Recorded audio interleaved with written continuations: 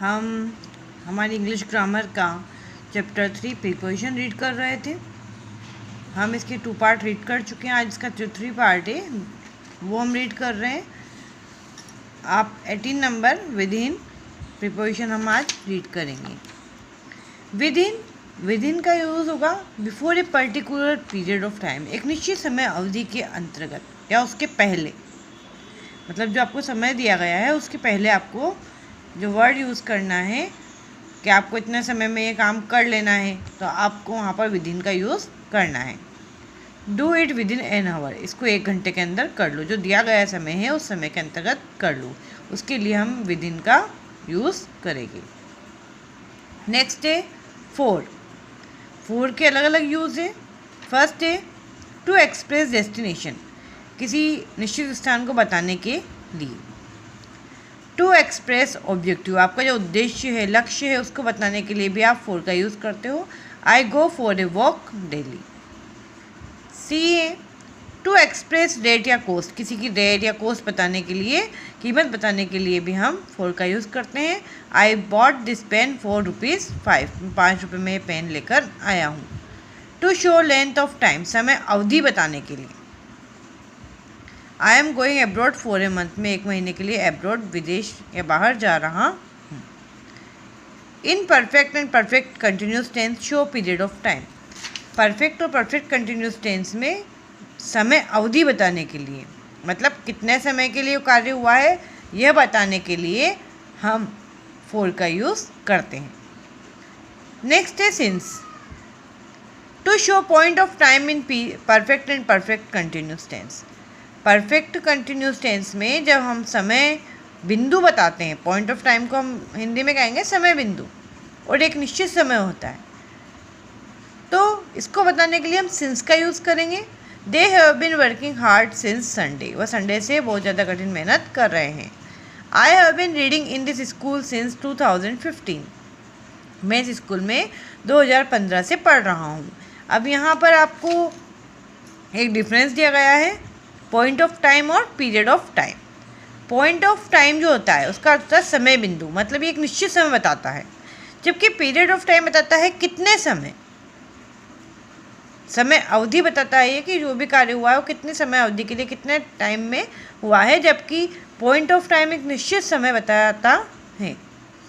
जैसे since Monday से, तो मंडे निश्चित है। सिंस मार्च, महीने के जो नाम आते हैं वो निश्चित होते हैं।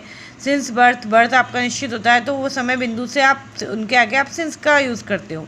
किसी निश्चित समय के आगे आप सिंस का यूज़ करोगे, तो सिंस का यूज़ उसके लिए होगा। जबकि पीरियड ऑफ टाइम जहाँ पर हम फोर का यूज़ करते हैं वो होता है निश्चित, चाहे 2 घंटे हो, 2 मिनट हो, 4 मिनट हो। वो कौन से 2 मिनट या कोई 4 मिनट या कौन से 2 घंटे हैं वो निश्चित नहीं होते हैं, और वो एक समय अवधि बताते हैं कि इतने समय के लिए कार्य किया गया, तो वहाँ पर हम फोर का यूज़ करते हैं।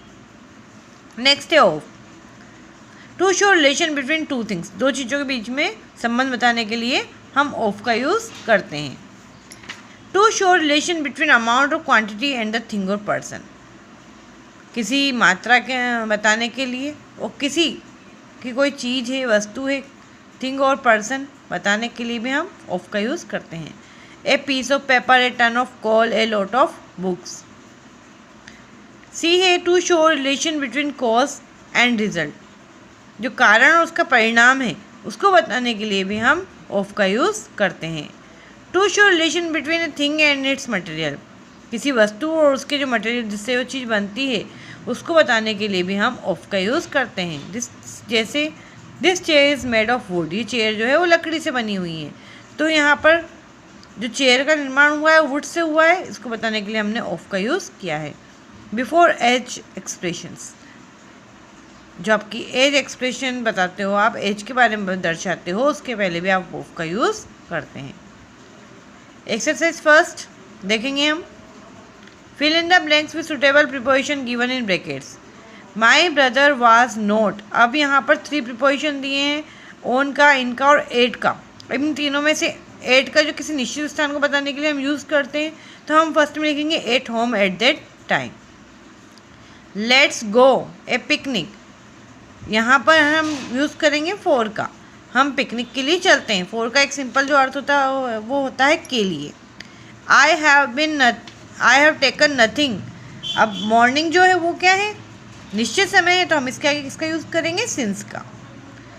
फोर्थ है the king was given the chapati filled with nuts. Nuts से भरी हुई चपाती राजा को दी गई, तो यहाँ पर फिल्ड विथ नट्स के साथ।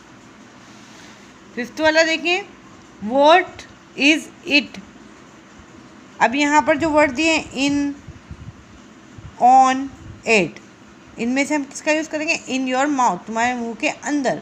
तो अंदर के लिए हम क्या वर्ड यूज़ करते हैं, इन, तो हमने यहाँ लिखा इन। आई सा हिम। अब जब हमने पढ़ा कि जब दो से ज़्यादा व्यक्तियों के बीच में आप किसी को बताते हैं तो उसके अंदर हम एमोंग का यूज़ करते हैं। तो आई सा हिम एमोंग प्लेयर्स। सेवंथ है I gave ₹50 for it. Let's walk along the road, road के सहारे। I know nothing about it. About का होता है लगभग या के बारे में, मैं इसके बारे में नहीं जानता हूँ। The doctor on duty was a good man. इस तरह आपको इनके जो एक्सरसाइज सेकंड और एक्सरसाइज थर्ड आपको खुद करनी है।